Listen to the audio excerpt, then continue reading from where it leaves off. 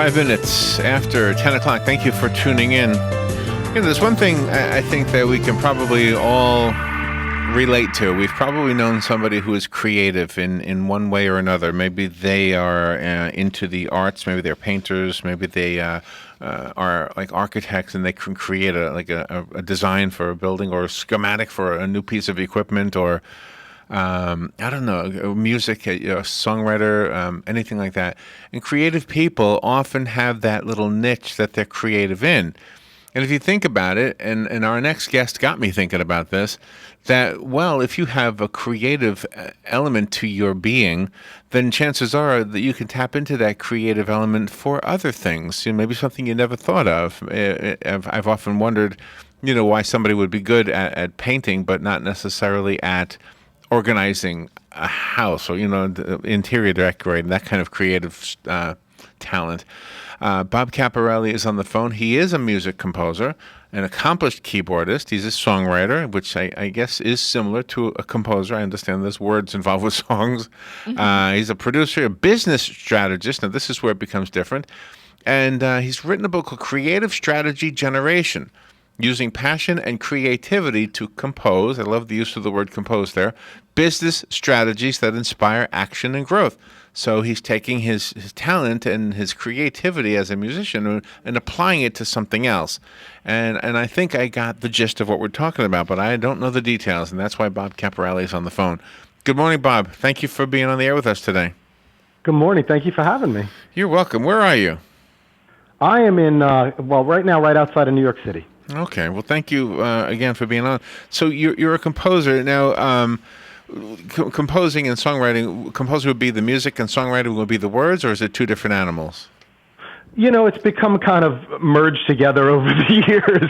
But yeah, technically, that's right. A song would have words and lyrics and that type of a thing. And then, composing just the music would typically be composing. So, but I think a lot of people, who compose just music sometimes call themselves songwriters too. So I just kind of put both in there. Oh, I got you. Well, what came to mind for me? It was a composer would be somebody who maybe does, I don't know, like classical pieces, and a songwriter would be like a James Taylor or, something like that. Not that his music couldn't be classical, but I guess that's the way I kind of envisioned the difference. I don't know if that's accurate or not. I think it is, but then you get into like musical theater, for example, and most musical theater composers, they'll call themselves composers, and they're really writing songs. So I think it's become kind of, like I say, merged together over the years. But typically for me, if you're putting together some type of musical arrangement that involves more than, let's say, just one instrument, that's where I kind of think composer comes in. But it's probably subjective. Now, what I like about what you're doing here with this book is that, okay, in working in radio, we are in touch with lots of creative people in the arts.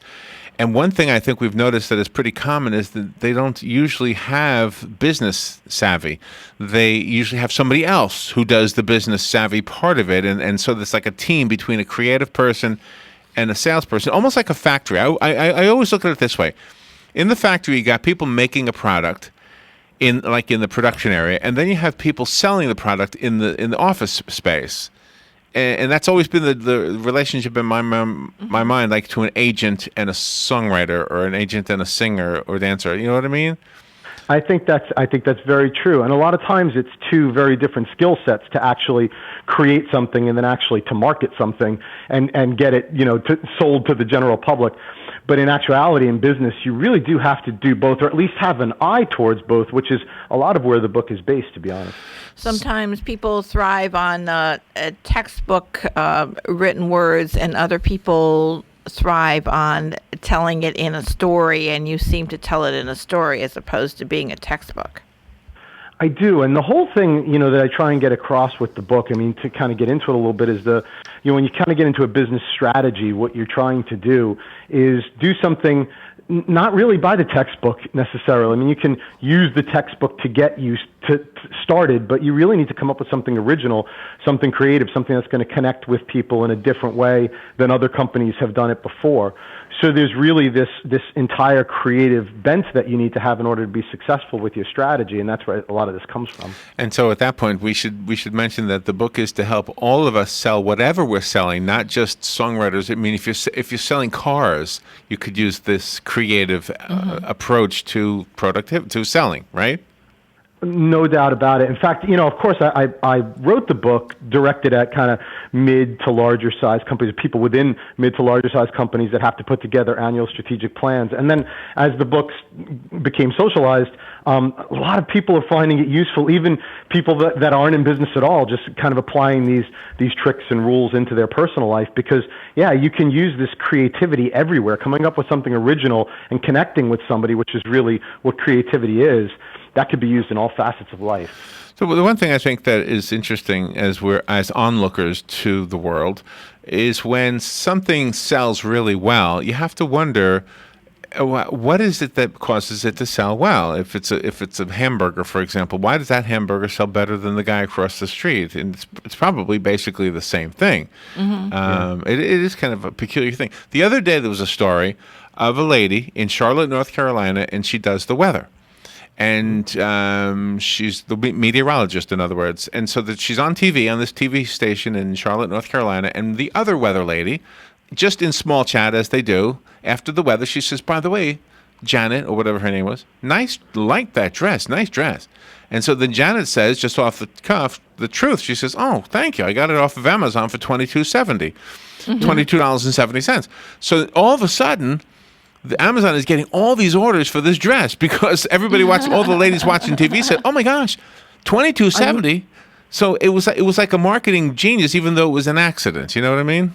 It was. I just, it's funny you mentioned. I was kind of staying up a little late last night, got family coming in, and I just saw that news story for the first time last night, and it was quite amazing. I mean, there's weather people all over the country that are in this dress in all different colors. Yes, and you're right. It's one of those things.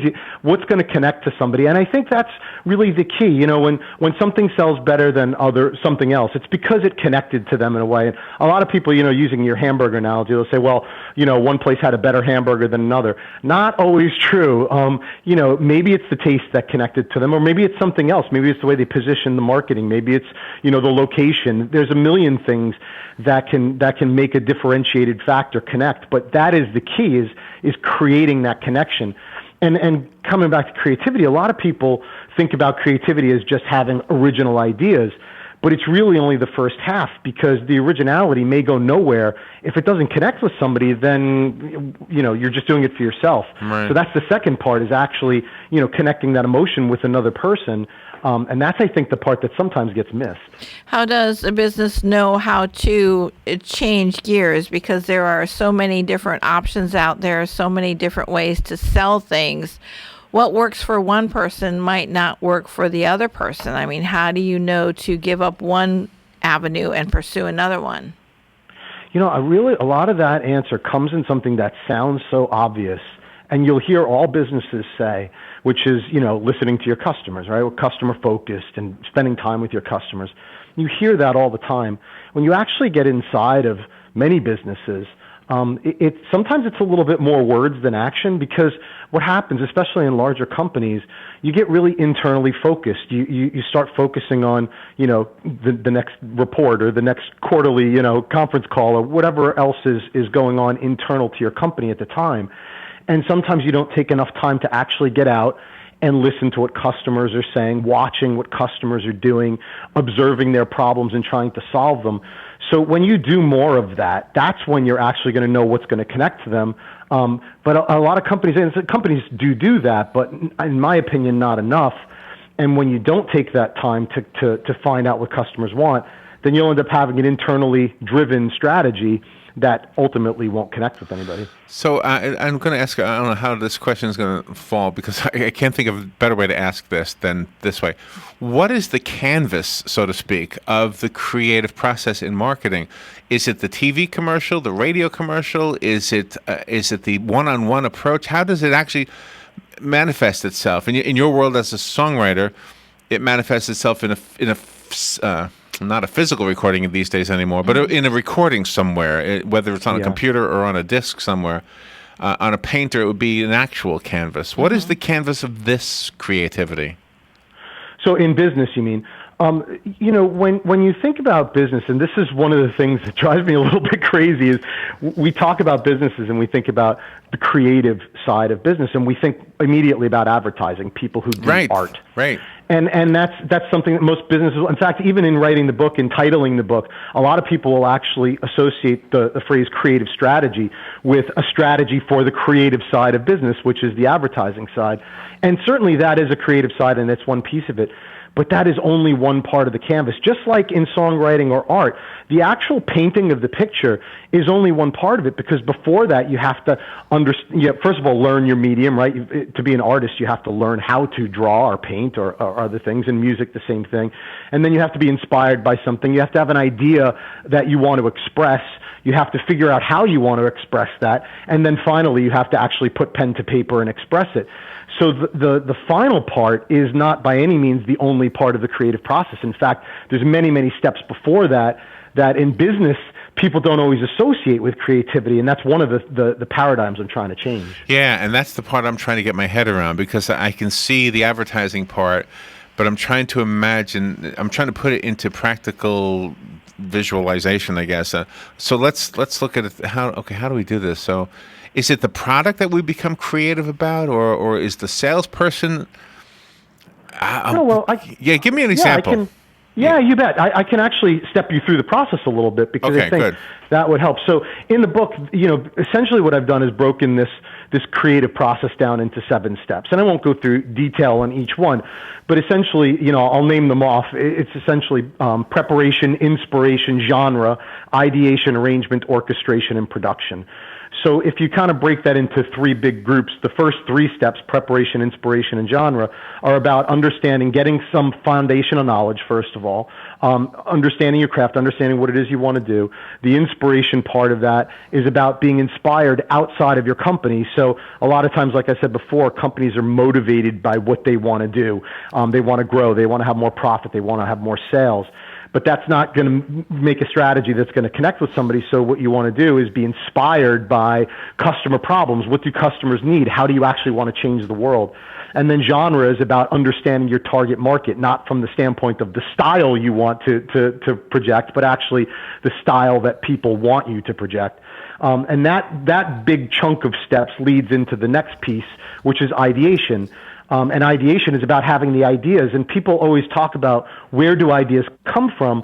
Well, where ideas come from are those 3 foundational steps. When you look at what your customers want, you have this foundational knowledge, the ideas are going to start to flow. So that's the main part of the strategic process.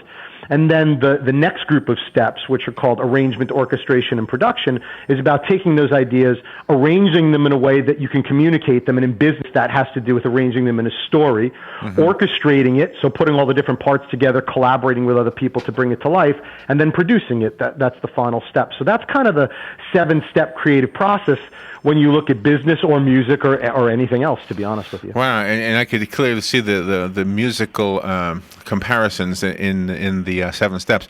Bob, we need to take a little break and go to a commercial break, but we'll be right back, okay?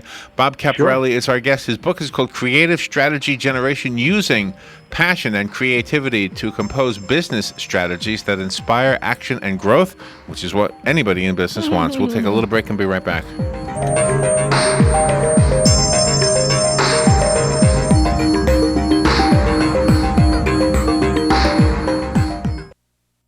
The weather is brought to you by myfwc.com. Safe boating is no accident. For today, breezy with variable cloudiness and a brief shower or two, especially this afternoon, the high 75 to 79. Partly to mostly cloudy tonight. There may be a brief shower in spots, low 61 in a few inland spots, but about 71 along the coast. For Thanksgiving Day, clouds and some sun and breezy with a brief shower or two, high 77 to 81. Friday, partly sunny and breezy, chance of a shower, high 78 to 82. From the Florida Weather Center, I'm Joe Lundberg. Hi, this is JP from Penn Flooring here in Ocala. I would like to invite you to come in and visit our spacious showroom where we have solutions for every style and budget. From wall-to-wall carpet to hardwood floors and tiles, we have an unsurpassed selection of flooring. At Penn Flooring, we've provided quality customer service with a family touch for over 25 years. Visit our website at pennflooring.com or come by our showroom, 1201 Southwest 17th Street, just over the bridge. Penn Flooring, quality customer service with a family touch. If you're anything like I was, the thought of getting older was the last thing on your mind. But here we are. For me, it started slowly. The lack of energy, never being in the mood. And when I was, I could never perform at my best. I tried the pills and other treatments with minimal results, and all but given up on my sex life. Then I found the doctors at New Male Medical Center. Wow, they made a new male out of me. Feel like I'm 25 again. I have renewed vigor, so much more energy, and no longer worry about my performance. New Male treated me like my situation was one of a kind, with a custom treatment plan that really works. I feel great. They can create one for you too. It does not matter if you suffer from low testosterone, erectile dysfunction, or just want to last longer. New Male will help you. Call New Male Medical Center today at 352-404-4779. 352-404-4779. That's 352-404-4779. It will change your life. 352-404-4779. Looking to put your money to work? Florida Credit Union has 3 CD specials: 12 months for 1.05% APY, 24 months for 1.50% APY, 36 months for 1.75% APY, each with a $10,000 minimum. Federally insured by the NCUA. APY equals annual percentage yield. These rates effective through December 31st, subject to change at any time. Visit one of Florida Credit Union's convenient locations today or visit their website at flcu.org. 21 minutes after 10 o'clock. Thank you for tuning in. Bob Caporale is on the phone. He's the author of a book called Creative Strategy Generation. And if you've been listening, you've also found out that he is a musical composer as well as other talents in the musical field. And yet the book is about business, and he's using his understanding of how to create music to create a great marketing, a creative marketing approach. So I want to tell you an experience I had, Bob, where music and business came together. Years ago, here in Ocala, there was a theater, which is now no longer here, and Harry Chapin, the singer-songwriter, performed there. And I guess he became a friend of some of the people in town that have money, I guess. Yes. I'm not really sure. He had money. But anyway, he died during that year. And so the next year when he was invited to come back, obviously he couldn't come back. And his brother, Stephen, I believe it was, I believe Stephen Chapin. I could have the brother's name wrong. But anyway, he came, and he did a tribute to Harry, his brother. Now, Stephen was a composer in his own right, and Stephen had this dream of having a Broadway play. I don't know if it ever came to pass. But because I was in radio, and long story short, I was the guy who picked him up at the airport. Okay, just long story short. Okay. And so because I'm the guy who picks him up at the airport, I now have like a ticket to go see his show. So I was basically his chauffeur. So now I'm watching him, and he's on stage, and he's doing a little tribute. He's doing a nice tribute to his brother Harry. But after the tribute is when I saw the business part of this come in, because now he's demonstrating for this invited audience, and I didn't realize this at the time, but they were all people who might have an interest in investing in him. They were all rich, in other words. Yeah. Right. I was the only one who wasn't. Okay, so now he's up on the stage and he's telling them, "This is the Broadway play. Here, let me show you a song. Here's the storyline, and if you're interested in supporting me, that would be awesome." And I was thinking, wow. I mean, most musicians are trying to sell a record for $1, you know? Yeah. I mean, Yeah. he's trying to get people to spend tens of thousands of dollars to invest in him. That's a hard sell. I don't know. I don't know how it well, but I saw music and business come together at that moment, and I just wanted to share that with you. Yeah, and I think that's a great example of, a lot of people, they think you have to sell people, and it's what he was really doing was getting people invested in his idea, which is a whole lot different than pushing an idea on somebody. And when people buy into it, they feel a part of something, that those types of emotions, that really helps people connect to the music or connect to the project. And then all of a sudden you're combining music and business without necessarily even realizing you're doing it. Yeah. But when I go to buy a Coca-Cola, for example, or a Pepsi-Cola, there must be something subconscious in my mind that creatively got in there. Yeah. It's kind of weird because I used to, as a kid, I always got the RC cola, and I hardly get it now. Oh, I was an RC cola drinker too. But I think it's not by mistake. I mean, companies invest millions and millions and millions of dollars in implanting these creative ideas into your head, so that you don't have to think about it when you make that buying decision. And companies like you just named, I mean, they've been around for a long time, doing that for many, many years. So it's kind of ingrained. But newer companies and startup companies, that's where you have to invest a lot of this money to really, again, make that connection. If people don't know that you exist and people don't, you're not top of mind, they're not going to be thinking about you, no matter what your product is. Well, that sort of seems to be the premise of that show, Shark Tank, because all the people that go on that show, they have this product. It's all being marketed. They're in stores or they're online, but yet they're wanting more money. What do you think of that program?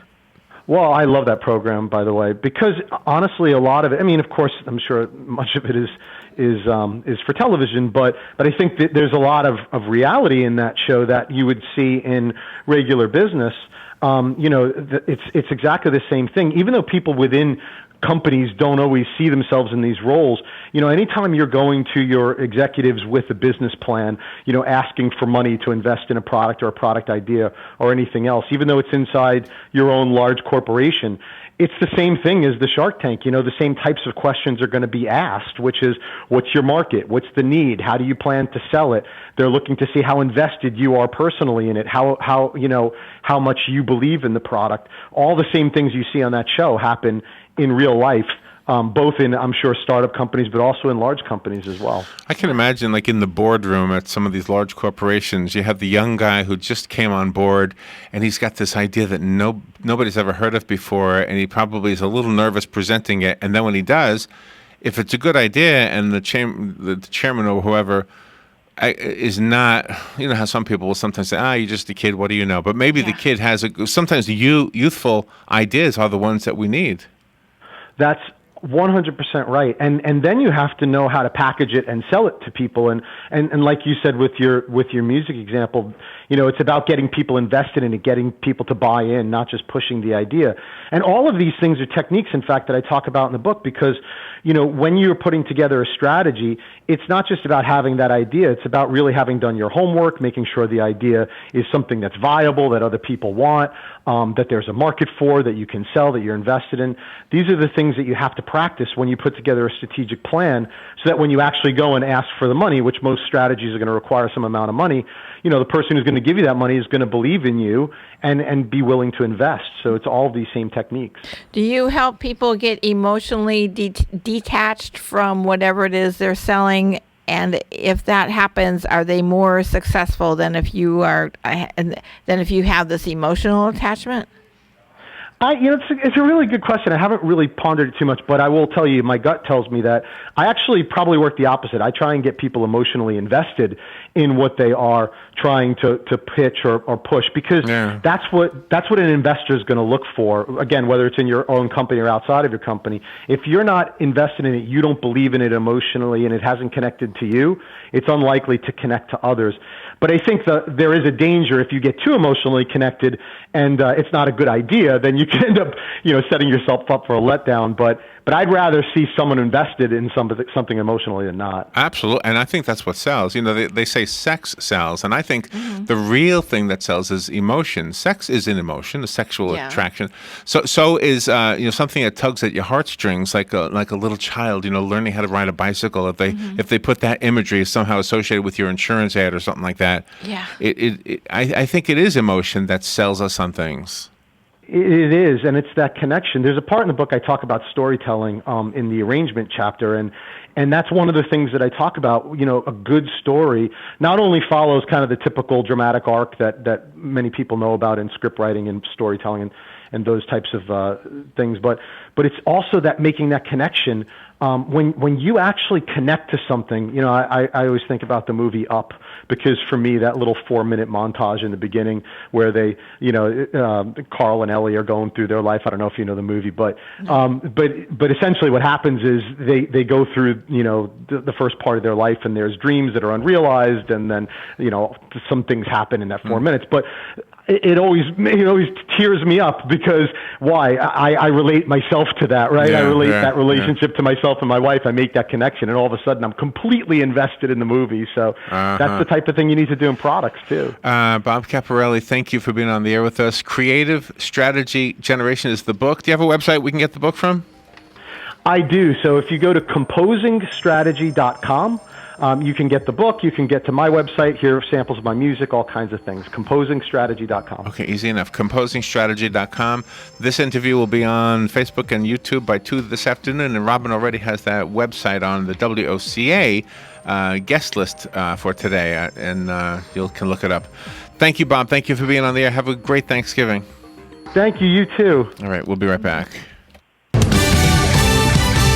Fox News Radio, I'm Lillian Wu. The coalition against ISIS possibly endangered by the Turkish shoot-down of a Russian fighter jet in its airspace. Russia today sending advanced anti-aircraft missiles to Syria, bolstering their bases not only in Syria but also their military and naval presence. Fox's Connor Powell. 3 men are accused of shooting at protesters in Minneapolis.